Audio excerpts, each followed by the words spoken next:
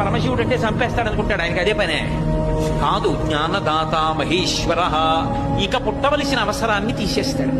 ఇహమునందు భోగమిస్తాడు, లోపల జ్ఞానం ఇస్తాడు.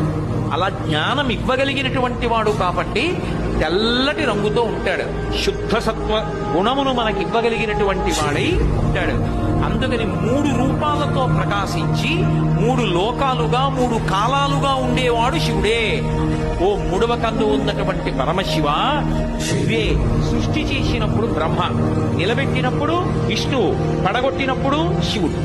ఈ 3 కూడా దయతోటే చేస్తాడు.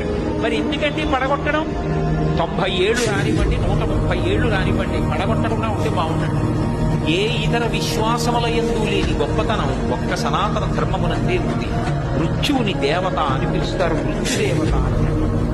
భగవంతుడు అలా పడగొట్టలేదనుకోండి, జర్జరీభూతమైన శరీరంతో వృద్ధాప్యం వచ్చేసి ముడతలు పడిపోయి కళ్ళు కనపడక, చెవులు వినపడక, తినలేక, తింటే జీర్ణం కాక మంచాన పడి ఎన్నాళ్ళు రోగాలతో రుష్టులతో కొట్టుకుంటావు.